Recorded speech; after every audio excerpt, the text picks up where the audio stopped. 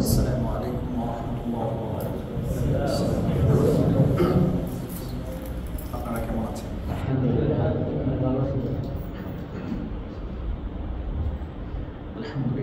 আলামিন ওয়া আকিবাতু লিল মুত্তাকিন। আসসালাতু ওয়াসসালামু আলা সাইয়্যিদিল মুরসালিন ওয়া আলা আলিহি ওয়া সাহবিহি আজমাইন। আম্মা বা'দ। আউযু বিল্লাহি মিনাশ শাইতানির রাজীম। বিসমিল্লাহির রহমানির রহিম। ويوم يناديهم فيقول أين شركائي الذين كنتم تزعمون ونزعنا من كل أمة شهيدا فقلنا هاتوا برهانكم فعلموا أن الحق لله وضل عنهم ما كانوا يفترون. إن قارون كان من قوم موسى فبغى عليهم وآتيناه من الكنوز ما إن مفاتحه لتنوء بالعصبة أولي القوة إذ قال له قومه لا تفرح إن الله لا يحب الفرحين. اللهم صل على محمد وعلى آل محمد كما صليت على إبراهيم وعلى آل إبراهيم إنك حميد مجيد. اللهم بارك على محمد وعلى آل محمد كما باركت على إبراهيم وعلى آل إبراهيم إنك حميد مجيد. أستغفر الله إن الله غفور رحيم. أستغفر الله إن الله সাপ্তাহিক তাফসীরুল কুরআন মাহফিলে উপস্থিত সম্মানিত মুসল্লিন কিরাম, আমরা আল্লাহ সুবহানাহু ওয়া তাআলার শুকর আদায় করছি, কৃতজ্ঞতা প্রকাশ করছি। তার মেহেরবানিতে মাগরিবের পরেই জিকরুল্লাহ মাহফিল, কোরআনের মাহফিলে আমরা একসাথে বসতে পেরেছি। সবাই বলি আলহামদুলিল্লাহ। যথারীতি দুরূদ এবং সালাম প্রেরণ করছি বিশ্বনবী আখির নবী সাইয়্যিদুল মুরসালিন মুহাম্মদুর রাসূলুল্লাহ সাল্লাল্লাহু আলাইহি ওয়াসাল্লাম। হাজিরিন, আজকে আমি সূরা কাসাসের শেষের দিকে ৭৪ নম্বর আয়াতের তেলাওয়াত করেছি। ইনশাআল্লাহ চেষ্টা করব যতটুকু শেষের পর্যায়ে যাওয়া যায়। আমাদের আজকের এই বর্ষাকে কোরআনের তাফসীর শোনা তিনি কবুল করেন। কোরআন থেকে যে বিষয়গুলো আমরা শুনবো, আমরা যেন সকলে তার প্রতি আমল করতে পারি। আল্লাহ তৌফিক দান করুন। এই সূরার শেষের দিকে গত সপ্তাহে আমরা যে আলোচনাগুলো করেছিলাম, সর্বশেষ একটি বিষয়ের কথা বলেছে যে তার কুদরত, তার শক্তি এমন পর্যায়ে তিনি দিনকে ইচ্ছে করলে দীর্ঘায়িত করতে পারতেন, কিন্তু না, কিছু সময় পরেই দিনকে রাতে রূপান্তরিত করেন, তাই না? আবার রাতকে ইচ্ছে করলে কিয়ামত পর্যন্ত টেনে নিতে পারতেন, কিন্তু মানুষের পৃথিবীবাসীর প্রতি তিনি রহমত করেছেন যে রাতকেও দিনে রূপান্তরিত করেন। এই শক্তিটা, এই কুদরতটা কেবলমাত্র কার আছে? আল্লাহ তাআলার আছে। এবং রাতকে কি জন্য আল্লাহ তাআলা বানিয়েছেন এবং দিনকে বানানোর উদ্দেশ্যটা কি, সেটাও এই আয়াতগুলোতে বর্ণনা হয়েছে। তো এটা ছিল মানুষের প্রতি আল্লাহ সুবহানাহু ওয়া তাআলার একটা বড় নিয়ামত। এই নিয়ামতের কথাগুলো আমরা শুনেছি। আজকে যেখান থেকে তেলাওয়াত করলাম যে কিয়ামতের দিন আল্লাহ রাব্বুল আলামিন কাফেরদেরকে, মুশরিকদেরকে ডেকে বলবেন, ওয়ায়াউমা ইউনাদিহিম, যেদিন কাফেরদেরকে আল্লাহ তাআলা ডেকে বলবেন, ফায়াকুলু আইনা শুরাকাই আল্লাযীনা কুনতুম তাযউমুন, অতঃপর তিনি বলবেন আইনা শুরাকাই আল্লাযীনা কুনতুম তাযউমুন, যে তোমরা যাদেরকে আমার সমকক্ষ মনে করতে, সেই সমস্ত অংশীদাররা আজকে কোথায়? মানুষ পৃথিবীতে আল্লাহর সমকক্ষ অনেক জিনিসকেই মনে করেন। অনেক মানুষ আছে মূর্তিকে আল্লাহর সমকক্ষ মনে করে তার সামনে সিজদা করে, তার কাছে সাহায্য কামনা করে। কেউ আছে মাজারে গিয়ে সিজদা করে, কেউ আছে চাঁদ সূর্য এগুলোর সিজদা করে না, এগুলোর কাছে সাহায্য কামনা করে। এভাবে নানানভাবে নানান জিনিসগুলোকে মানুষ শক্তির উৎস মনে করে, এগুলোর সামনে সাহায্য কামনা করে, মাথা নত করে তাদের কাছে সাহায্য চায়। তো যারা যেভাবে যাকে আল্লাহ তাআলার সমকক্ষ বানিয়ে নিয়েছে, আল্লাহ তাআলার সাথে শিরক করছে, এই সবাইকে ডেকে বলবেন যে কোথায় তোমাদের সেই দেবতাগুলো, তোমাদের সেই শরীরগুলো আজকে কোথায়? এরপরে আল্লাহ রাব্বুল আলামিন বলছেন وَنَزَعْنَا مِنْ كُلِّ أُمَّةٍ شَهِيدًا فَقُلْنَا هَاتُوا بُرْهَانَكُمْ وَنَزَعْنَا أي أخرجنا, মানে আমি বের করে আনবো। নাযাইয়া মানে বের করে নিয়ে আসা। আমি বের করে আনবো মিন কুল্লি উম্মাতিন শাহিদা, প্রত্যেক উম্মত থেকে একজন সাক্ষী। এখানে আল্লাহ রাব্বুল আলামিন মুশরিকদের বিশ্বাসের ভিত্তিতে আগে যাদেরকে তারা বিশ্বাস করতো রব হিসেবে, তাদের কথা বলেছেন যে তোমরা তাদেরকে ডাকো। প্রথমে মুশরিকদেরকে ডাকবেন, তোমরা কেন শিরক করেছো। এরপরে তারা যাদেরকে শিরক করতো, যাদের সামনে মাথা নত করতো আল্লাহ সম্পর্কে, তাদেরকে ডাকবেন যে কোথায় তারা। এই কথাগুলো শুনেছি। এরপরে আল্লাহ তাআলা বলছেন যে প্রত্যেক জাতি থেকে, প্রত্যেক উম্মত থেকে একজন করে সাক্ষী আল্লাহ তাআলা বের করে নিয়ে আসবেন। যেমন আমরা হচ্ছি শেষ উম্মতে মুহাম্মদ সাল্লাল্লাহু আলাইহি ওয়াসাল্লাম। তো আমাদের জন্য আল্লাহ রাব্বুল আলামিন মুহাম্মদুর রাসূলুল্লাহ সাল্লাল্লাহু আলাইহি ওয়াসাল্লামকে সাক্ষী বানাবেন। হাল বাল্লাগতা রিসালাতি, আপনি কি এই কওমের কাছে দ্বীনের দাওয়াত পৌঁছে দিয়েছেন? এভাবে করে ঈসা আলাইহিস সালামের উম্মতের জন্য ঈসাকে সাক্ষী বানাবেন। তাকে বলবেন, ঈসা তুমি কি তোমার দায়িত্ব পালন করেছিলে? তুমি কি এটা বলেছিলে তোমার কওমকে যে আল্লাহর পরিবার আছে, আল্লাহর স্ত্রী আছে, পুত্র আছে? মাআযাল্লাহ। মুসা আলাইহিস সালামকে ডেকে আনবেন, তাকে সাক্ষ্য বানাবেন, তিনি সাক্ষী দিবেন তার উম্মতের ব্যাপারে। মুসা আলাইহিস সালামকে প্রশ্ন করা হবে, আপনি কি হে মুসা তুমি কি তোমার উম্মতকে বলেছো যে উযাইর হচ্ছেন আল্লাহর পুত্র? এভাবে করে প্রত্যেক যুগের নবী রাসূলদেরকে সাক্ষী করা হবে। তখন তারা সবাই বলবেন আমরা তো এটা বলি নাই, আমরা তো শুধু লা ইলাহা ইল্লাল্লাহ এটা দাওয়াত দিয়েছি, এক আল্লাহর প্রতি আহ্বান করেছি কওমকে, জাতিকে, কিন্তু তারা সেটা মানে না। এই কথাগুলো আল্লাহ রাব্বুল আলামিন বিভিন্ন সূরায় আলোচনা করেছেন যে নবী রাসূলদেরকে সাক্ষী হিসাবে তিনি সেদিন প্রতিষ্ঠা করবেন। ফাকুলনা হাতু বুরহানাকুম, যখন রাসূলগণ বলবেন যে না আমরা তো এটা বলি না, দিনের কথা বলেছি, এক আল্লাহর কথা বলেছি, তখন যারা আল্লাহর সাথে শিরক করতো তাদেরকে বলবে আল্লাহ রাব্বুল আলামিন হাতু বুরহানাকুম, তোমরা যাদেরকে আমার সমকক্ষ বানিয়েছিলে এর পক্ষে তোমরা দলিল নিয়ে আসো, তোমরা প্রমাণ পেশ করো যে আমি দায়িত্ব দিয়েছি যে কোনো এক দেবতা তোমাদেরকে মিষ্টি দিবে, কোনো একজন তোমাদের রিজিকের ফয়সালা করবে, কোনো একজন তোমাদের ভাগ্যের পরিবর্তন করবে, ছেলে হয় না ছেলে দিবে, মেয়ে হয় না মেয়ে দিবে, অসুস্থ হলে সুস্থ করে ফেলবে। তুমি আমি যে এই দায়িত্ব দিয়েছি, বন্টন করেছি আমার মিনিস্ট্রি, এটা প্রমাণ, এটা দলিল আমার সামনে পেশ করো। তখন তাদের আর পেশ করার মতো কিছুই থাকবে না। ফাআলিমু আন্নাল হাক্কা লিল্লাহ, অতঃপর তারা যখন জানতে পারবে আন্নাল হাক্কা লিল্লাহ, নিশ্চয়ই একমাত্র ইবাদতের হকদার হচ্ছেন আল্লাহ।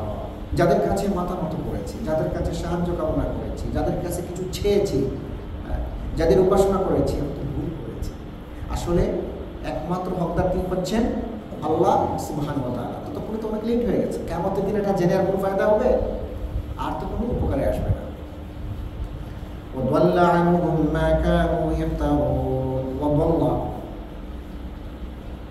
তারা হারিয়ে ফেলবে, ওয়াদাল্লা মা কানু ইফতারুন তারা যা রচনা করেছিল, দুনিয়াতে যে বিশ্বাস তারা রাখত, যে মেথডের উপরে চলত, মন গড়া যে জীবন বিধান তারা কায়েম করেছিল সেগুলো তখন হারিয়ে বসবে, এগুলো উদাও হয়ে যাবে।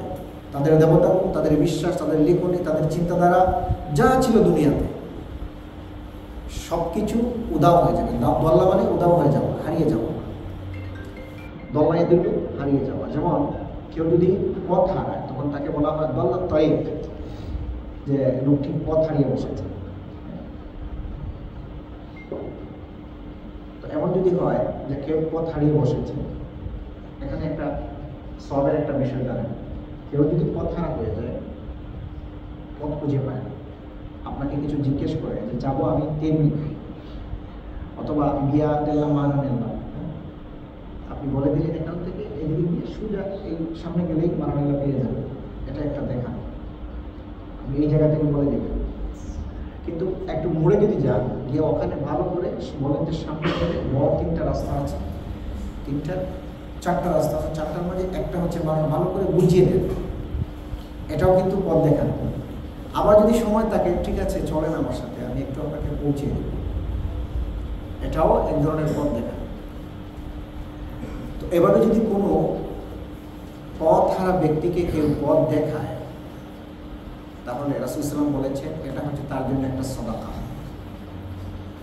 তার জন্য কি সাদাকা? মনে রাখবেন, কেউ কিছু করছে, আপনি যদি সেটা অন্বেষণ করে দেন, তালাশ করে দেন, এটা হলো একটা সাদাকা। সাদাকা মানে হচ্ছে একটা সওয়াব আপনি কামাই করছেন।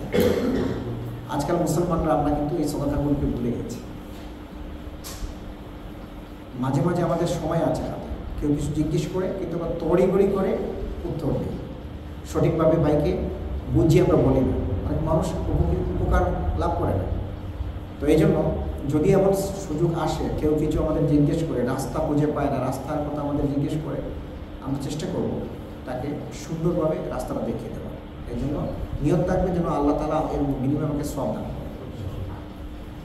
তো যাই হোক, তো দল্লা সাইয়ুহুম, কিয়ামতের দিন যারা আল্লাহকে দুনিয়াতে অস্বীকার করেছিল, আল্লাহর সাথে কুফরি করেছে, শিরক করেছে, তারা কিন্তু তাদের সমস্ত বিষয়গুলোকে তারা হারিয়ে বসবে, উদাও হয়ে যাবে, কেউ কারো সাহায্য তখন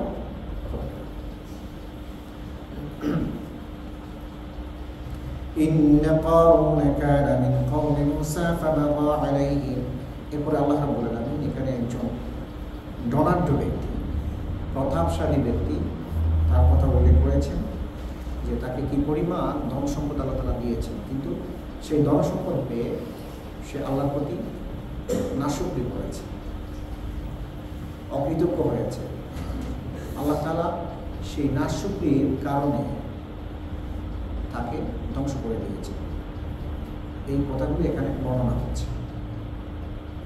ইন্না কারুনা কানা মিন কওমি মুসা ফাবাগা আলাইহিম, নিশ্চয়ই কারণ ছিল কানা মিন কওমি মুসা, মুসার কওমের অন্তর্ভুক্ত।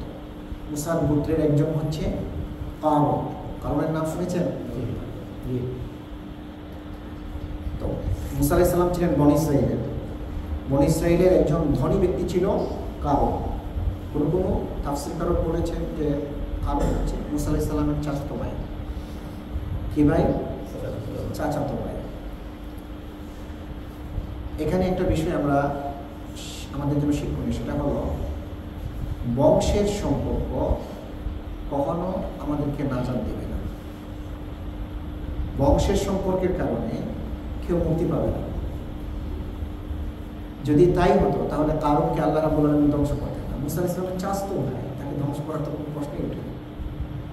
যদি তাই হতো, রাসূলুল্লাহ সাল্লাল্লাহু আলাইহি সাল্লামের আপন চাচা, কলিজার টুকরা চাচা আবু তালিব, তাই না? শুধু চাচাই না, রাসূলুল্লাহ সাল্লাল্লাহু আলাইহি সাল্লামকে তিনি শুধু প্রোটেকশনই দেন নাই, বরং সব কাজে সহযোগিতা করেছেন। সেই চাচার কিন্তু ঈমান নসিব হয় নাই। যদি বংশের কারণে ঈমান নসিব হতো তাহলে রাসূলুল্লাহ সাল্লাল্লাহু আলাইহি সাল্লামের চাচা দৌলতে ঈমান তিনি আনতে পারতেন, তার নসিব হতো দৌলতে ঈমান, কিন্তু সেটা হয় না। তো যাই হোক, বংশের কারণে কখনো কেউ নাজাত পাবে না। নাজাত পাওয়ার জন্য ঈমান শর্ত, আমল ইসলাম শর্ত। মানে এবং আমল সালেহ।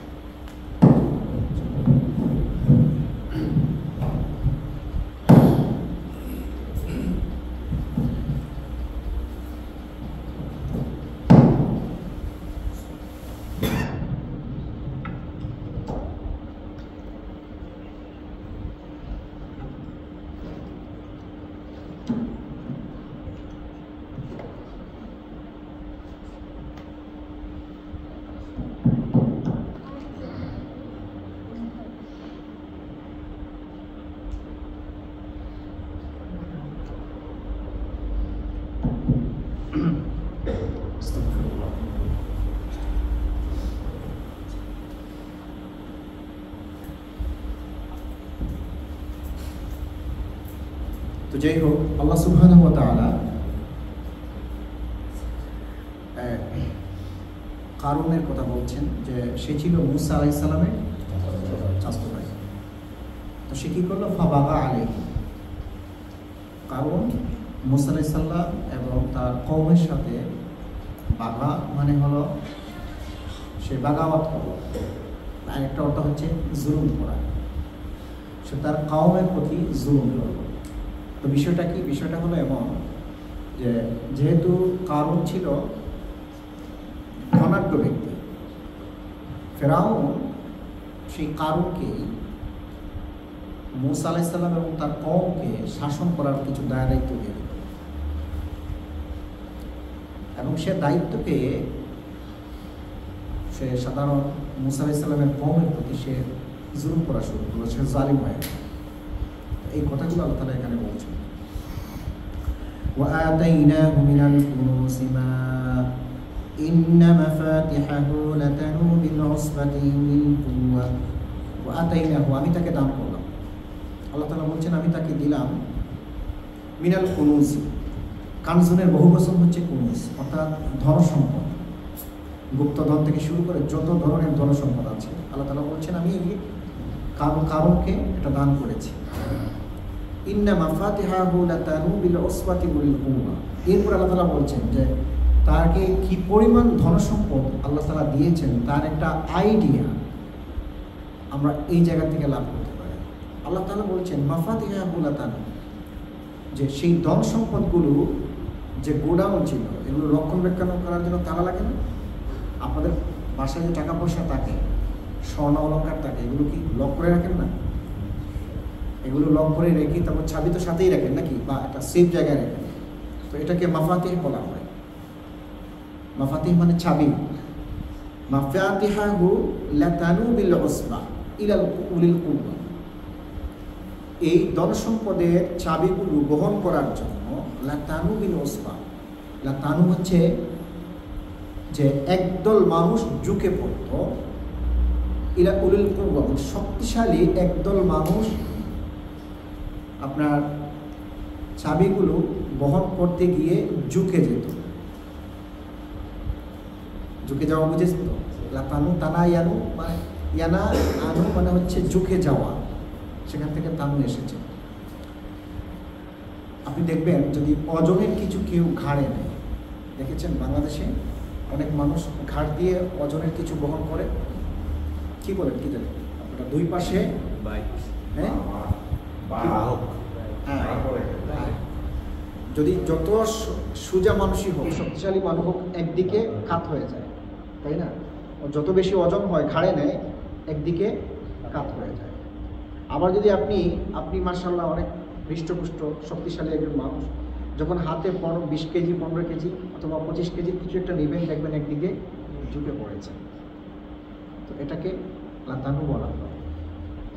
কারুনের এমন সম্পদ ছিল যে তার এই সম্পদগুলো যেখানে রক্ষণাবেক্ষণ করা হতো সেই লকটের চাবিগুলো বহন করতো একদল শক্তিশালী মানুষ, এবং বহন করতে গিয়ে এটা তাদের পক্ষে খুবই কষ্টসাধ্য ছিল। সুবহানাল্লাহ। চাবি, এখানে যারা ব্যবসায়ী আছেন, আপনার ব্যবসা প্রতিষ্ঠানে অনেক টাকার পণ্য আছে, কিন্তু একটাই চাবি, তাই তো? আপনার ঘরের চাবি, আলমারির চাবি, গাড়ির চাবি, সবগুলো আপনার যত সম্পদ আছে, যারা কোটিপতি, চাবি কয়টা দেখবেন, হয়তো হাতে মাত্র কয়টা হবে, পকেটে এগুলো আপনি পকেটেই রাখতে পারেন ইজিলি, কষ্ট হয় না। কষ্ট হয় না, কিন্তু কারণের এত সম্পদ ছিল যে একদল শক্তিশালী মানুষ এই চাবিগুলো বহন করতে তাদের কষ্ট হয়ে যেত।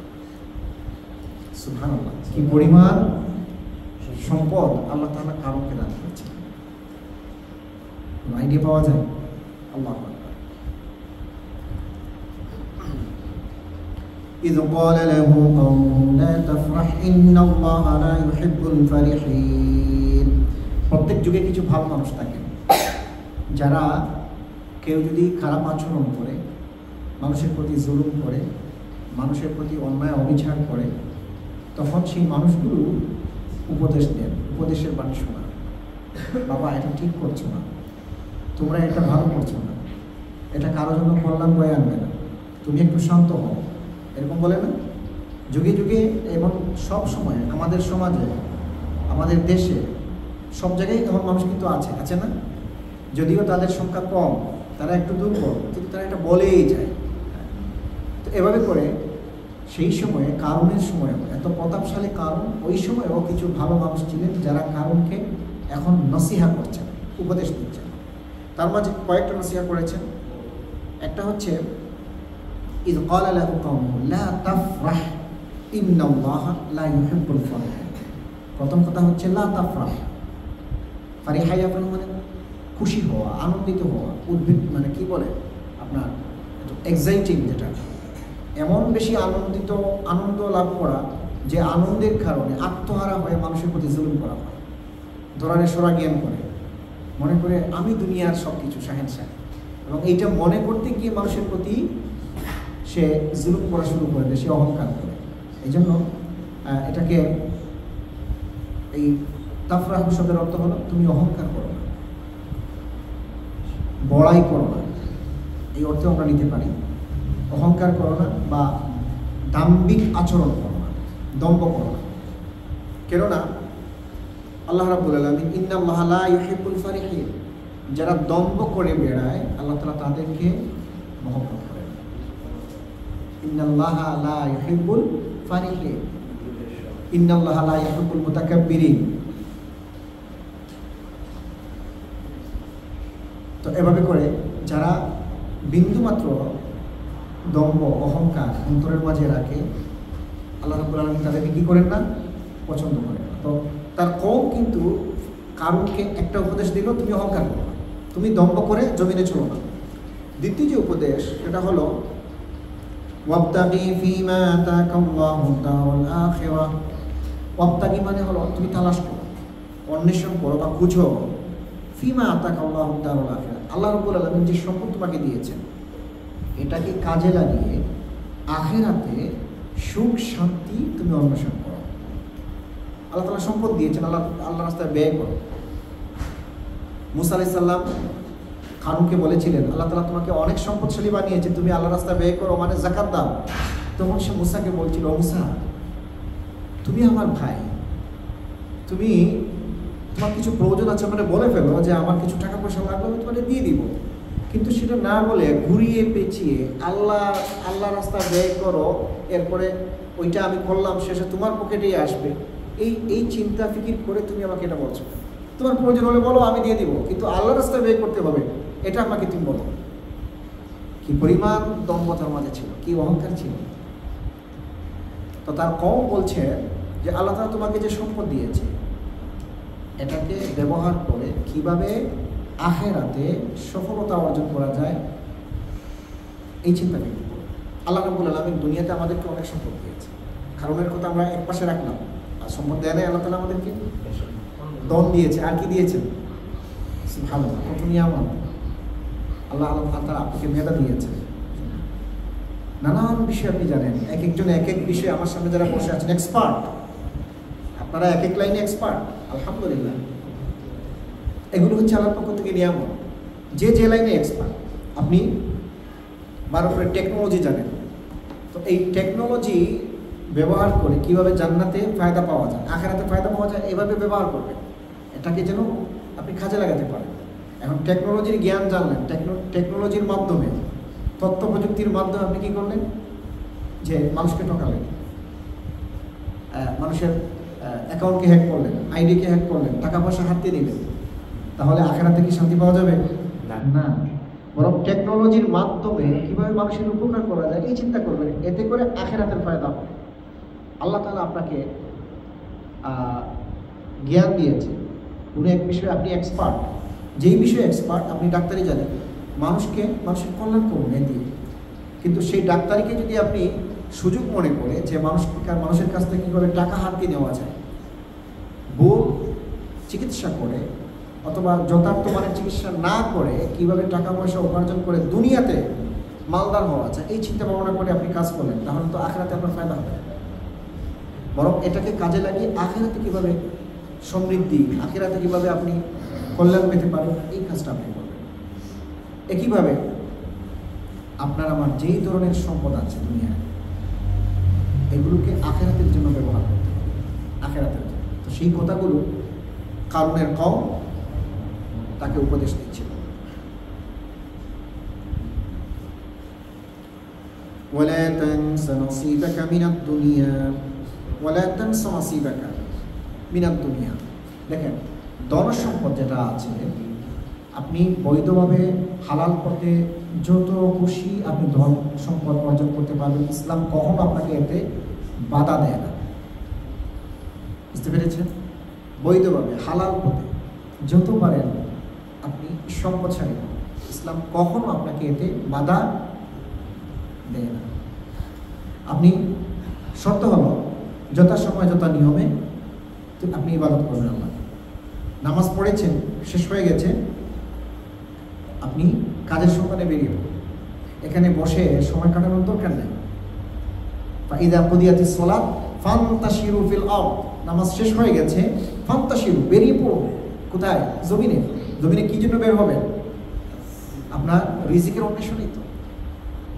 ইসলাম বরং উৎসাহ দিয়েছে, আদেশ করেছে আপনি যান, আপনি তালাশ করুন। এভাবে করে আপনার মূল দায়িত্ব আল্লাহর ইবাদত করার পরে আপনার যে সময়টা আছে, পরিবারকে দিয়ে আপনার আত্মীয় স্বজনের হক আদায় করে যেই সময়টা পান, যতটুকু সম্ভব সর্বোচ্চ এটাকে কাজে লাগিয়ে যত পারেন হালাল পন্থায় বৈধ উপার্জন করুন। ইসলাম এটাকে উৎসাহ দিয়েছে, ইসলাম এতে বাধা দেয়। তো এখানে আল্লাহ তাআলা বলছেন, ওয়ালা তানসা নসিবাকা মিনাদ দুনিয়া, দুনিয়ার যে অংশ আপনার প্রাপ্য আছে সেটাকে আপনি গ্রহণ করুন, এটাকে অবজ্ঞা করবেন না। ওয়ালা তানসা, অবজ্ঞা করবেন না, এটাকে দূরে ঠেলে দিবেন না, বরং আপনার অধিকারে যে অংশটুকু আছে, যত জায়গা থেকে আছে, সেটাকে আপনি গ্রহণ করুন। পৈতৃক সম্পত্তি, মার কাছ থেকেও আপনি পান, যত জায়গা আছে পাওয়ার সবগুলোতে আপনি নেবেন। এমনকি আপনার যেটা সময় দিলে যা পাবেন বৈধভাবে, সেখানে সুযোগ থাকলে সেখান থেকে আপনি বৈধভাবে ইনকাম করবেন। ইসলাম এই কথা বলেছে। আজকাল আমরা অনেক সময় ভুল বুঝি যে যারা আখিরাতের জন্য কাজ করে, দুনিয়ার পিছনে যেন তারা গুনগুন না করে, অথবা ভাগ্য উন্নয়নের জন্য ব্যবসা বাণিজ্য করা, ভালো মানের চাকরি করা, তালাশ করা, এটা যেন না করে, তাহলে দুনিয়া বরবাদ হবে, আখিরাতে বরবাদ। এটা আমরা বানিয়ে নিয়েছি, আল্লাহ বলেন নাই। কথা ক্লিয়ার তো? আপনি আল্লাহর হুকুম আহকাম মেনে নেওয়ার পরে, মানার পরে, আমল করার পরে যেটুকু সময় পাবেন, সেই সময়টুকুকে ব্যবহার করে বৈধভাবে হালাল পন্থায় যত পারেন সম্পদশালী। এটা ইসলাম শুধু উৎসাহ দেয় না, আপনাকে আদেশ করেছে আপনি করবেন। আল্লাহু আ'লাম। অনেক মানুষ আছে আবার, আচ্ছা পরে বলছি। এরপরে আরেকটা উপদেশ দিল কারুনের কম, তার কারুনকে, যেটা হচ্ছে ও আহসিন কামা আহসানাল্লাহু ইলাইক। ও আহসিন, তুমি অনুগ্রহ করো, কামা আহসানাল্লাহু ইলাইক, যেভাবে আল্লাহ তোমার প্রতি অনুগ্রহ করেছে, তুমি অন্যের প্রতি সেভাবে অনুগ্রহ করো। কথাগুলো ইম্পর্টেন্ট না?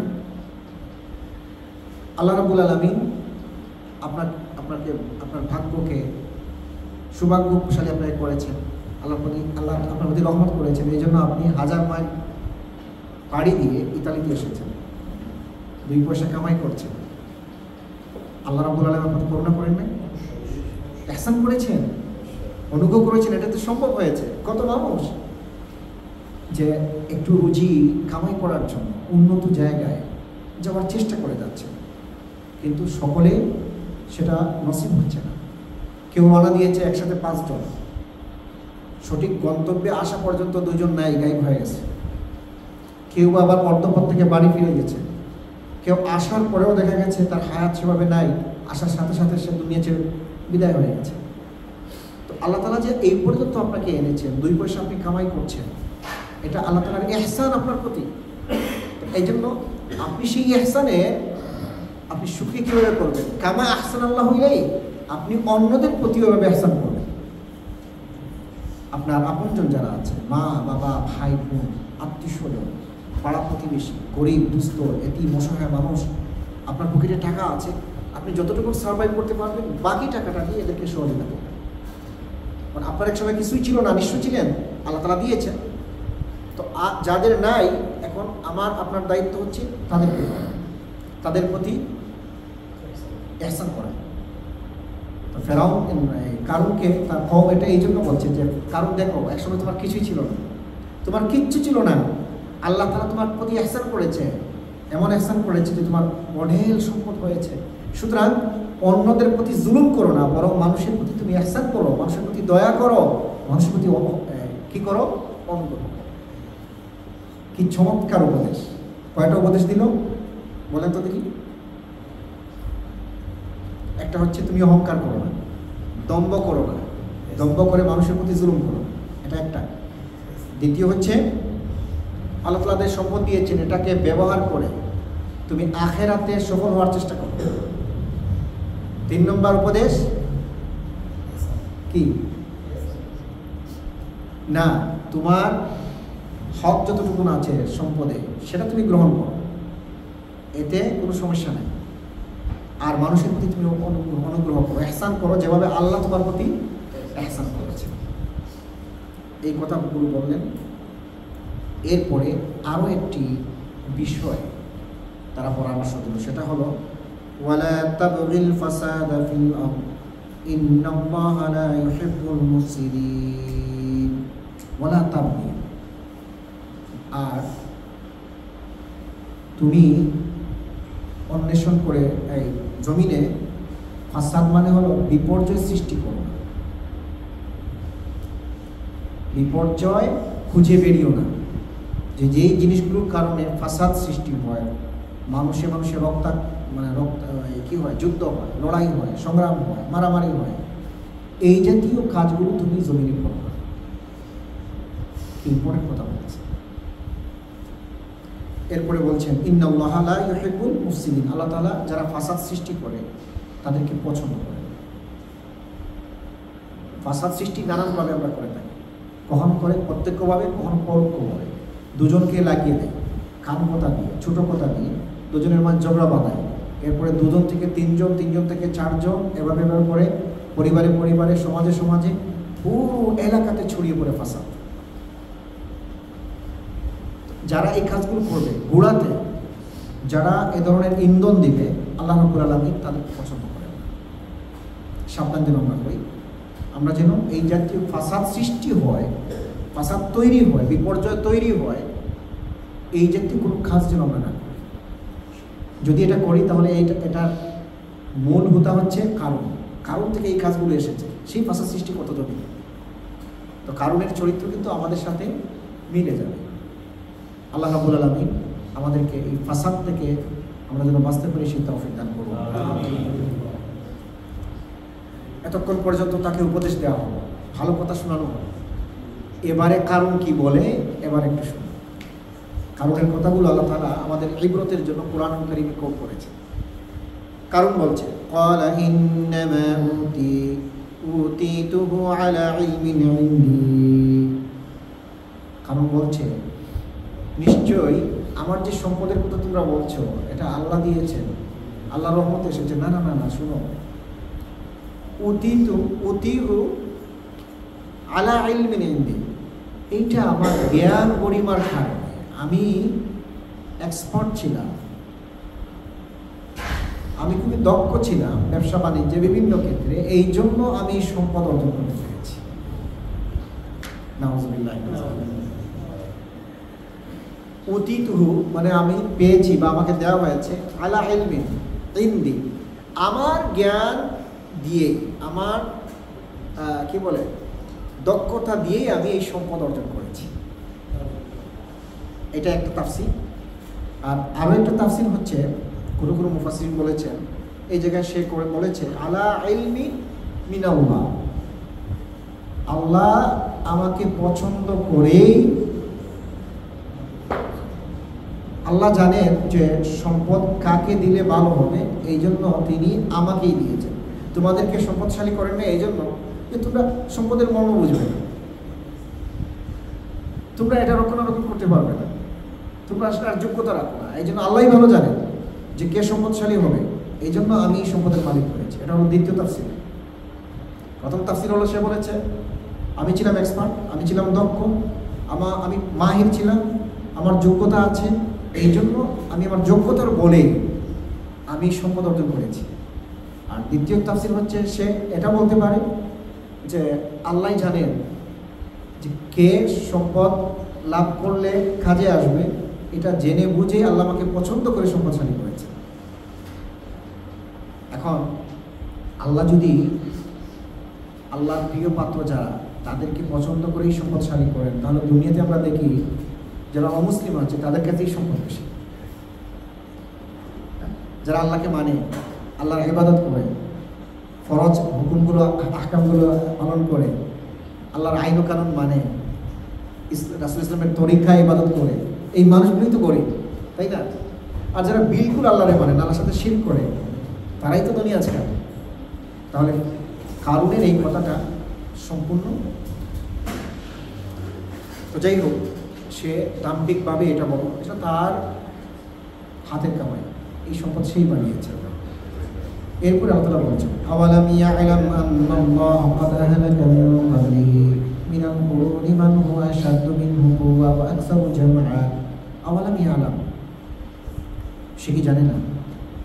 আন্নাল্লাহা ক্বাদ আহলাকা, নিশ্চয়ই আল্লাহ এর আগে, কারুনের আগে অনেককেই ধ্বংস করেছেন। মিন ক্বাবলিহি মিনাল কুরুন, অনেক কওমকে, অনেক পরাশক্তিকে অথবা অনেক বড় বড় ধনীকে তিনি ধ্বংস করে দিয়েছেন, যারা ছিল মান হুয়া আশাদ্দু মিনহু কুওয়া, যারা ছিল কারুনের চেয়ে আরো শক্তিশালী, ওয়া আকসারু জামআ, এবং কারুনের সম্পদের চেয়েও আরো বেশি সম্পদশালী যারা ছিল, তাদেরকে আল্লাহ রাব্বুল আলামিন ধ্বংস করে দিয়েছেন। আর কারুন যে এভাবে অদ্যত্বপূর্ণ আচরণ করল, সে মারাত্মক অহংকারের কথা বলল, এই কারণে আল্লাহ তাআলা বললেন যে কারুনের জানা উচিত তার আগে আরো তার থেকে বড় বড় সম্পদশালীরা ছিল, এরা ধ্বংস হয়ে গেছে। আরো বড় বড় শক্তিশালী মানুষগুলো ছিল, তারাও ধ্বংস হয়ে গেছে। ওয়ালা ইউসআলু আন যুনুবিহিমুল মুজরিমুন, এবং তারা যখন ধ্বংস হয়, আল্লাহ রাব্বুল আলামিন যখন কোনো কওমকে ধ্বংস করেন কয়েকটা কারণে করে থাকেন। তারা যদি অতিরিক্ত পাপাচারে লিপ্ত হয়, আল্লাহর নাফরমানিতে লিপ্ত হয়, তখন আল্লাহ রাব্বুল আলামিন কওমগুলোকে ধ্বংস করেন। ধ্বংস করার আগে আল্লাহ তাআলা ডেকে বলেন না, এই তোমাদেরকে আমি ধ্বংস করে দিচ্ছি, তোমরা এই পাপ করেছো, বা পাপ কেন করলে আমি ধ্বংস করে দেবো, এরকম বলেছেন না। আগে সতর্ক করা হয়, নবী রাসূলরা সতর্ক করেছেন, তারা সেটা মানেনি, পরে আল্লাহ রাব্বুল আলামিন অতর্কিতই কওমগুলোকে ধ্বংস করে দিয়েছেন। তো আল্লাহ তাআলা বলছেন যে ওদের ধ্বংস করার সময় আমি তাদেরকে প্রশ্ন করি, যে জিজ্ঞেস করি না যে তোমরা কেন এই কাজগুলো করছো। আল্লাহ যখন ইচ্ছা পাপাচারদেরকে ধ্বংস করে। এরপরে ফাখরাজা আলা কওমিহি ফি জিনাতি, কারুন বের হলো সাজ সজ্জা সহকারে, মানে প্রতাপশালী মানুষগুলো যেভাবে বের হয়, দুনিয়ার বড় বড় রাজা বাদশারা দেখেছেন না, কোথাও যদি যায় বিশাল রাজকীয় প্লেন, পাশাপাশি আরো 2টা জেট ফাইটার পাহারানি দিয়ে যায়, শান শৌকত, দুনিয়ার মানুষ জানে দুনিয়ার বাদশা আসতেছে। ঠিক একইভাবে কারুন বের হয়েছে, তার লস্কর বাহিনী সহ যত ধরনের উপায় উপকরণ আছে, আধুনিকতা, সবকিছু নিয়ে সে বের হয়েছে।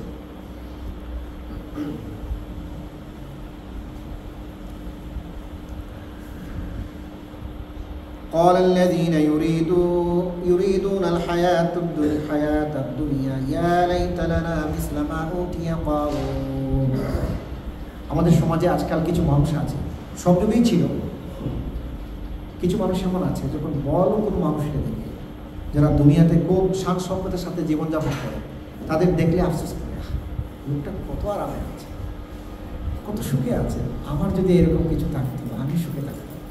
করেন না, চিন্তা করেন না? লোকটা এত ভালো, এত শান সম্পদের সাথে আছে, সে গাড়ি বাড়ির মালিক, ফেরারির মালিক, রোম শহরে 4-5টা বাড়ির মালিক, ঢাকায় বাড়ি আছে, লন্ডনেও আছে, প্রাইভেট যে বিমান আছে, সে কোম্পানির এমডি, নানান ধরনের ব্যবসা প্রতিষ্ঠান আছে, সে কত সুখী। আমার যদি এরকম থাকতো কত ভালো হতো। এরকম মানুষ আছে না? আছে, এখনো আছে, অতীতে ছিল, সে কারুনের যুগেও ছিল, অন্যান্য যুগেও ছিল। তো কারুনকে যখন রাস্তায় দেখলো লোকজন বিশাল আলিশানের সাথে শান সম্পদে সে বের হয়েছে, তখন ওই লোকগুলো যারা দুনিয়াকে কামনা করে, দুনিয়াকে পেতে চায়, কারুনের মতো সাজসজ্জা লাভ করতে চায়, সম্পদ লাভ করতে চায়, তারা বলল,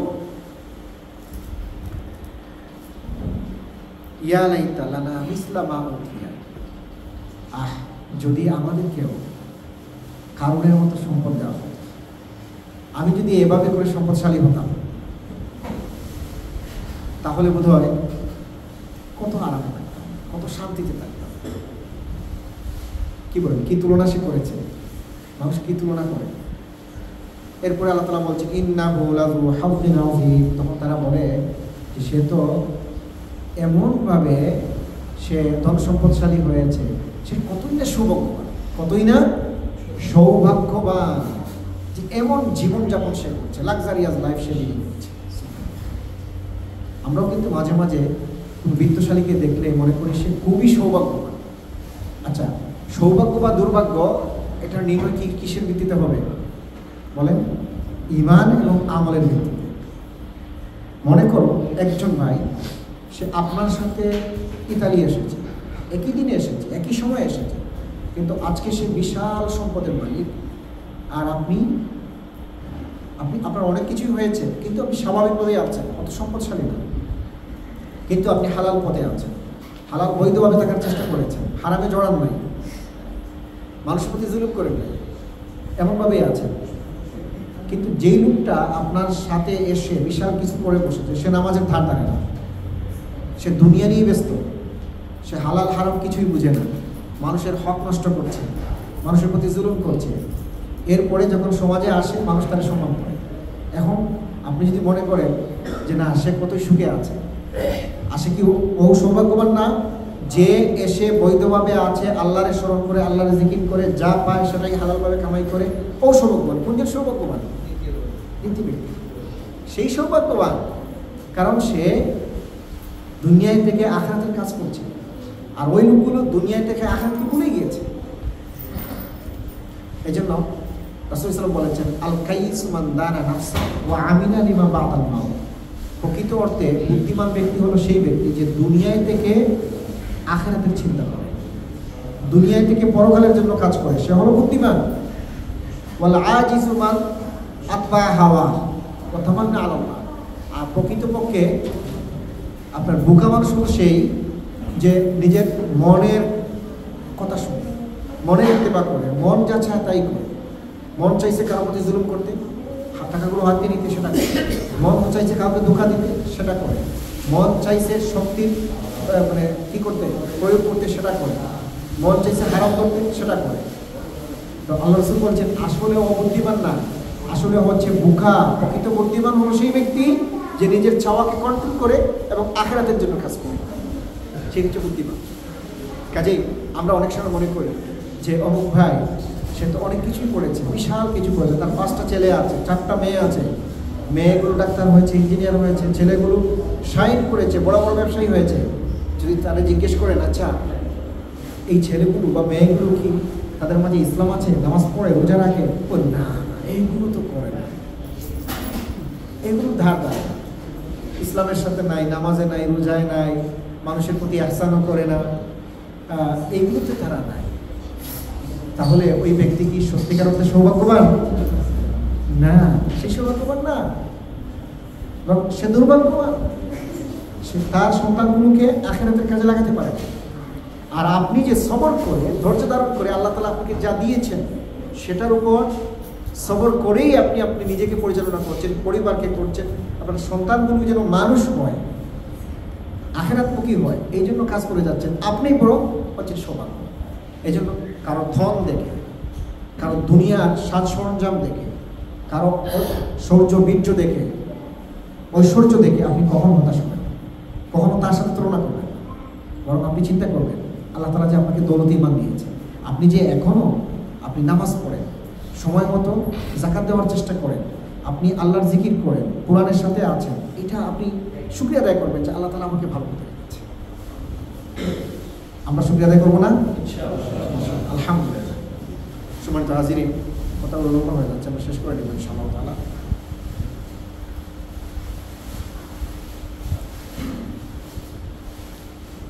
এরপরে যারা দুনিয়াদার তারা চাইছিল কারণের মতো সম্পদ।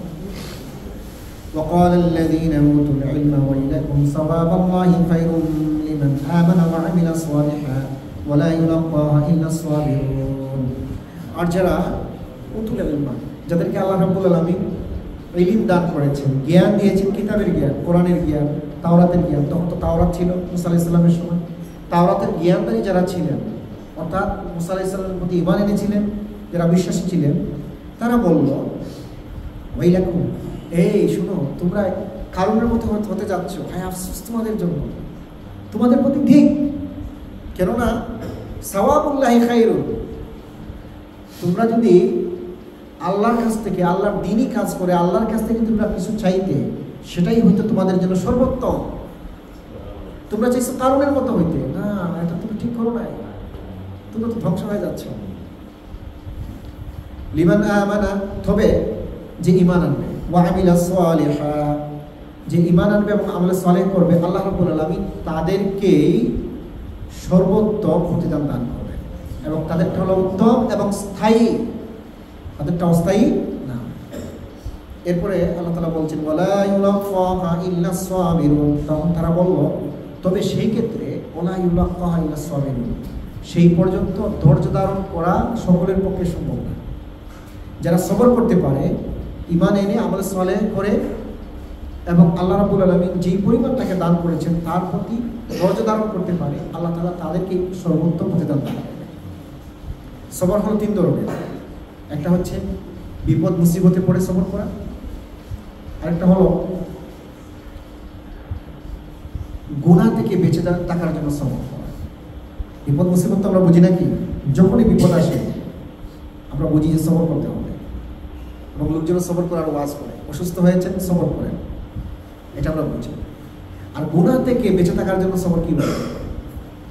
আপনার রুমমেট, আপনার পাশের বাড়ির লোক, সে ইচ্ছে করলে একটা গুনাহের কাজ করছে, সে আপনাকে গুনাহের দিকে, একটা পাশ্চাত্যের দেশে এসেছি, রঙিন দুনিয়া, এখানে গুটি থাকলে হবে, এখানে একটু দাড়ি রাখা, মাথায় টুপি দেওয়া, নামাজ পড়া, এই হুজুরগিরি এখানে করে লাভ নাই, এখানে চিট করার সময় জায়গা, কত আনন্দ ফুর্তি করার জায়গা, চলো যাই সেখানে যাই। কোরআনের মাহফিলে এসে কী করবে? গানের মাহফিলে যাই, চলো ডান্সের মাহফিলে যাই, এরকম করে না? দুনিয়াতে এসেছি মাত্র কয়দিনের হায়াত, এটাকে আনন্দ ফুর্তিতে কাটিয়ে ফেলি। একজন কোন দিকে যাচ্ছে? আনন্দের দিকে যাচ্ছে। তো ও যে যেই কাজগুলো করছে, এটা কি নেকির কাজ না গুনাহের কাজ? গুনাহের কাজ। কিন্তু আপনি সেখানে গেলেন না, না তোমার মতো আমি যেতে পারবো, যাইতে পারতাম, আমার সেই শক্তি আছে, টাকাও আছে পরে পকেটে, কিন্তু যাবো না, কারণ সবর, কারণ ওইটা করলে গুনাহ হবে, তারপর সে সবর। এবং এই সবর যারা করে, আল্লাহ রাব্বুল আলামিন তাদেরকে উত্তম প্রতিদান দান করেন। গুনাহ থেকে বেঁচে থাকার জন্য সবর করতে হবে, সবর করতে হবে। আপনি হারামভাবে উপার্জন করতে চান, অনেক কিছুর মালিক হয়ে যাবেন, কিন্তু সেটা করবেন না, না দরকার নাই, আমি বেঁচে থাকি, একটু বেঁচে থাকি, আমার একটু কম হোক, একটু কম আমি ব্যবহার করবো, একটা কম দামি একটা জামা আমি পরবো, কম দামি একটা জুতা পরবো, তাতে কোনো সমস্যা নাই, কিন্তু তারপরে আমি একটু হালাল করতে, আমি সবর করি। একইভাবে আরেকটা সবর হচ্ছে যে দিনের প্রতি অবিচল অটল থাকা, এই জন্য সবর করতে হয়। দিনের প্রতি অনেক মুসলমান আছে, পশ্চিমা জগতে এসে অনেক মুসলমান শক্তিশালী মুসলমান হয়, তাই না? এই সমস্ত দেশে এসে, দেশে থাকতে ইসলামের সাথে ছিলই না, কিন্তু এখানে এসে বাস্তবতা দেখে বাস্তবতা দেখে যে যাদেরকে আমরা আইডল মনে করি, যাদেরকে মনে করি দুনিয়ার বেহেশত পেয়ে গেছে, সেই মানুষগুলো দেখা যায় অশান্তির মাঝে আছে। তো শান্তি তো আসলে কোথায়? শান্তি হলো ইসলামের মাঝে। এখন শান্তি কোথায় আছে খুঁজতে খুঁজতে সে মুত্তাকি হয়ে যায়। সে নামাজ ছাড়া বোঝে না, সে তাকওয়া ছাড়া বোঝে না, সে হজ যাকাত ছাড়া বোঝে না, সে মানুষের সাথে ভালো আচরণ করে।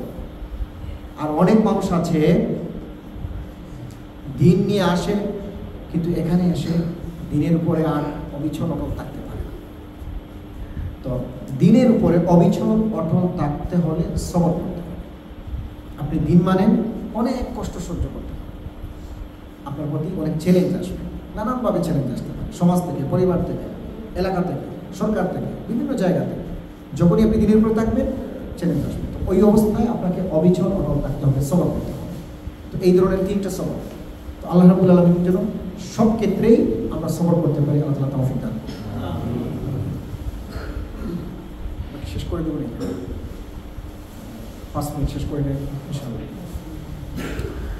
فخسفنا به وبداره الأرض فما كان له من فئة ينصرونه من دون الله وما كان من المنتصرين। আল্লাহ তাআলা বলেন فخسفنا به, আমি একেবারে দর্শিয়ে দিলাম। কারে? কারণকে দর্শিয়ে দিলাম। কারণকে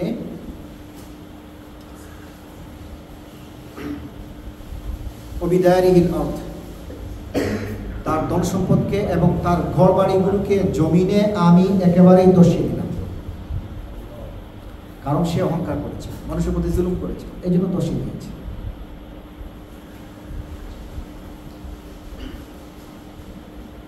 وأصبح الذين تمنوا مكانه بالأمس يقولون ويكأن الله يبسط الرزق لمن يشاء من عباده ويقدر لولا أمن الله علينا لخسف بنا ويكأنه لا يفلح الكافرون. نشنو معايا؟ وأصبح الذين تمنوا, কারণ কে আল্লাহ দর্শিয়ে দিলেন। পরের দিন যখন সকাল হলো, আসবাহা, আসবাহা শব্দের অর্থ কি? সকাল। আল্লাযিনা তামান্নাউ, যারা কামনা করেছিল কারণের মতো সম্পদশালী হবে, কারণের মতো হবে, তারা দেখলো বিল আমসি, গতকাল যারা কামনা করেছে আল্লাহ কারণে দেখে আমি যদি কারণের মতো হতাম। আমসি শব্দের অর্থ কি? গতকাল। আর আগামীকালে আরবিতে কি বলে? গাদান। ইয়া আইয়ুহাল্লাযিনা আমানু তাকুল্লাহা ওয়াল তানজুর নাফসুম মা কাদ্দামাত লিগাদিন। লিগাদিন, গাদিন মানে গাদান হচ্ছে আগামী। যে মুমিনগণ, তোমরা আল্লাহর প্রতি আল্লাহ তাকওয়া অবলম্বন করো, আল্লাহকে ভয় করো, আর একটু চিন্তা করো যে আগামীকালের জন্য কি প্রেরণ করছো। সূরা হাশরের শেষের দিকে আগামীকালের জন্য কি প্রেরণ করছো? নামাজ প্রেরণ করছো, রোজা প্রেরণ করছো, কি প্রেরণ করছো? তো গাদান হচ্ছে আগামী, আর আমসুন গতকাল। তো গতকাল যারা কারণের মতো হতে চেয়েছিল, সকালে যখন দেখলো যে কারণও নাই, কারণের সম্পদও নাই, কারণের সিংহাসন নাই, সব কিছু মাটির সাথে, মাটির নিচে একেবারে মিশে গেছে, দুলিশাত হয়ে গেছে, তখন তারা কি বলবো? ইয়াকুলুন ওয়াইকান্নাল্লাহ ইয়াবসুতুর রিজকা লিমান ইয়াশা। হায়, আল্লাহ আমাদের বাঁচিয়েছেন। এখন বলছে আল্লাহ আমাদেরকে বাঁচিয়েছেন, যদি আমাদের ধন সম্পদ কারণের মতো হতো তাহলে তো আজকে আমরাও ধ্বংস হয়ে যেতাম। সুখের সামনে দেখেছে কারণের কি পরিণতি হয়েছে। এরপরে তারা বলছে আল্লাহ ইয়াবসুতুর রিজকা লিমান ইয়াশা, আল্লাহ যাকে ইচ্ছা রিজিক কি করেন? বৃদ্ধি করেন। বাসাতা ইয়াবসুত মানে বৃদ্ধি করা, বেশি করে দেওয়া। ওয়ায়াকদির, আর যাকে ইচ্ছা তার রিজিককে সংকুচিত করেন। যাকে ধন সম্পদ ইচ্ছা দান করেন, আর যাকে ইচ্ছা এটা সংকুচন করেন। লাউলা আম্মান্নাল্লাহু আলাইনা খালাকাসাফা বিনা, তারা বলছে যে যদি আল্লাহ তাআলা আমাদের প্রতি নিয়ামত না করতেন, রহম না করতেন, তাহলে তো ওই কারণের মতো আমরা হয়ে যেতাম, আর আজকে আমাদেরকেও কি করা হতো? আল্লাহ রাব্বুল আলামিন মাটির সাথে আমাদেরকে মিশিয়ে দিতেন, আমরাও নিঃস্ব হয়ে যেতাম, ধ্বংস হয়ে যেতাম। ওয়াইকান্নাহু লা ইউফলিহুল কাফিরুন। এরপরে আল্লাহ তাআলা বলছেন যে যারা কাফের, অস্বীকারী, যারা মুশরিক, তারা কখনো কল্যাণপ্রাপ্ত হবে না। সম্মানিত হাজির, এই এখানে আজকে আমরা থেমে যাবো ইনশাআল্লাহ তাআলা। তো রিজিকের ব্যাপারটা হচ্ছে যে আল্লাহ রাব্বুল আলামিন যাকে ইচ্ছা রিজিক দেন, যাকে ইচ্ছা সংকুচিত করেন। তবে এই রিজিক যে শুধু আপনি ভালো কাজ করবেন এই জন্য আপনাকে ভালোটাই দিবেন, বিষয়টা এমন নয়। আল্লাহ দুনিয়াতে আল্লাহ যাকে ডাকে, যারা আল্লাহকে ডাকে তাদেরকেও দেন, যারা আল্লাহরে ডাকে না, মানে না, তাদেরকেও আল্লাহ দান করেন। তবে কখনো কখনো মানুষের আমলের কারণে রিজিককে সংকোচন করে, রিজিককে কমিয়ে দেয়, মানুষ এই জন্য বিপদের মধ্যে পড়ে যায়। তো যাই হোক, আমরা যেন কখনো কারণের মতো না হয়। আমাদের যতটুকু সম্পদ আছে আমরা বিশ্বাস করব এটা আল্লাহ তাআলা আমাদেরকে দান করেছেন, আল্লাহ তাআলা আমাদের প্রতি রহম করেছেন, দয়া করেছেন এবং আমাদেরকে সম্পদশালী করেছেন। তো আল্লাহ তাআলা যেভাবে আমাদেরকে ধন সম্পদ দিয়েছেন, আমাদেরকে একটা সুন্দর জীবন দিয়েছেন, আমরা প্রবাসে আছি, আমরা একটা ভালো জায়গায় আছি, আমরা একইভাবে যেন অন্যদের প্রতি ইহসান করি, অনুগ্রহ করি। অভাবী মানুষ যারা আছে সাহায্য করার চেষ্টা করি, যারা পথ হারিয়ে ফেলে তাদেরকে পথ দেখানোর চেষ্টা করি, যারা অসুস্থ আছে একটু সেবা করার চেষ্টা করি, যাদের যে জিনিসের প্রয়োজন আছে সাধ্য অনুযায়ী আমরা চেষ্টা করি। অনেকে নতুন আসে, কীভাবে ডকুমেন্টস তৈরি করতে হবে সেটা জানেন না, আপনি একটু সহায়তা করবেন। ঘর নাই, বাড়ি নাই, টাকার একটা ব্যবস্থা করে দেবেন, কাজ নাই, একটা কাজের ব্যবস্থা করে দেওয়ার চেষ্টা করবেন। একইভাবে যেভাবেই পারি মনে করব আমি আজকে বর্তমানে যে অবস্থানে আছি আল্লাহ তাআলা অনুগ্রহে, তার রহমে আমি এভাবে এসেছি। সুতরাং অন্যকেও এভাবে আমি যেন অনুগ্রহ দেখাই, অন্যের প্রতি যেন আমি দয়াশীল হই, তাহলে আল্লাহ তাআলা আমাকে পছন্দ করবেন। এই নিয়মগুলো যেন আমরা রাখি, তাহলে আশা করি আমাদের দুনিয়া এবং আখিরাতে আল্লাহ তাআলা আমাদের জন্য কল্যাণ রাখবেন। আল্লাহ রাব্বুল আলামিন সবাইকে সেই তৌফিক দান করুন। ওয়া আখিরু দাওয়ানা আলহামদুলিল্লাহ।